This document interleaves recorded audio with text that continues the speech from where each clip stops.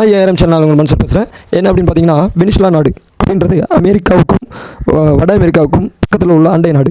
இங்கே என்ன பிரச்சனை அப்படின்னா, ஏற்கனவே முன்விரோதமாக ரெண்டு நாட்டுக்கும் ஆகாது அப்படின்னு எதிரும் புதிருமாக இருந்திருக்கு.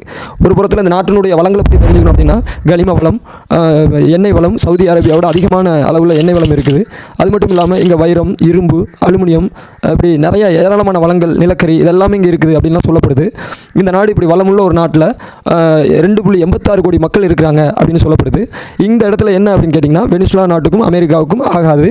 அப்போ இது ஒரு விஷயத்தை ஏதாவது செய்யணும் அப்படின்றதுக்காக என்ன நடக்குது அப்படின்னு கேட்டிங்கன்னா, பசிபிக் கார்பியன் கடல் பகுதியில் தாக்குதல் நடத்தி வருகிறது அமெரிக்கா.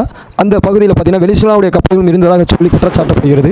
அப்போ குற்றச்சாட்டப்பட்டு அவங்க என்ன சொல்கிறாங்கன்னா, போதைப் பொருள் கடத்தலில் மையமாக இது இருக்குது அப்படின்னு சொல்லி அந்த நாட்டினுடைய தலைநகரத்தில் திடீரென தாக்குதல் நடத்தப்படுகிறது. அந்த தாக்குதல் நடத்தப்படும் பொழுது அமெரிக்காவை விமானங்கள் தாக்குதல் நடத்தி, இராணுவத்தளம், அமைச்சகம் எல்லா இடத்துலையும் தாக்குதல் நடத்தி அந்த மக்கள் போய் அச்சுறுத்தலுக்கு ஆளாக்குறாங்க. உடனே அந்த நாட்டினுடைய அதிபரை கைது செய்து அமெரிக்காவுக்கு கொண்டு செல்கிறாங்க. கொண்டு செல்லும் பொழுது அந்த அதிபர் பார்த்துட்டு அந்த அமெரிக்காவுடைய மக்களை பற்றி சொல்லுவாங்க. கிறிஸ்மஸ் அன்னைக்கு இது நடக்குது, ஹாப்பி கிறிஸ்மஸ் அப்படின்னு சொல்லிட்டு அதெல்லாம் பார்க்குறோம். இப்போ இங்கே என்ன பிரச்சனை அப்படின்னு கேட்டிங்கன்னா, அமெரிக்கா எப்படி கடந்த காலங்களில் ஈரான்லலாம் இந்த மாதிரி அணு ஆயுதம் இருக்குது, அது இருக்குது, இது இருக்குதுன்னு சொல்லி உள்ளே இறங்கி அந்த எண்ணெய் வளங்கள்லாம் சுரண்டி கொஞ்ச நாளைக்கு டம்மி அரசை போட்டு இந்த மாதிரி செய்தோ, இது மாதிரியான வேலைகள் தான். அப்போ அண்டை நாடுகளில் நடக்கக்கூடிய ஒரு பக்கம் விரோதம்னாலும் இன்னொரு பக்கம் இது மாதிரியான செய்திகள் இருப்பதாக சொல்லப்படுது. ஐநாவே கடுமையான எச்சரிக்கை தெரிவிக்குது. உலக நாடுகள்லாம் கண்டனம் தெரிவிக்குது.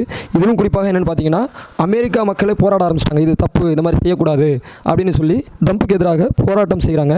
அந்தளவுக்கு சூழ்நிலைகள் மாறினாலும் ட்ரம்ப் என்ன அறிவிக்கிறார்னா, இனிமேல் இந்த வெனிசுலாவை நாங்கள் ஒரு அரசை போட்டு நாங்கள் அதை நடத்துவோம் அப்படின்லாம் சொல்லி கடுமையாக சொல்லிட்டு வர்றாரு. இது ஐநா சபையினுடைய சட்டத்திற்கு, ஐநாவுடைய உலக சட்டத்திற்கு எதிரானது அப்படின்னு சொன்னாலும், இந்த மாதிரி செயலை செய்யக்கூடாதுன்னு உலக நாடுகளும் எல்லாமே கண்டித்தாலும், இப்படிப்பட்ட ஒரு சர்வாதிகார போக்கோடு ரவுடித்தனம் போல செயல்படுகிறது.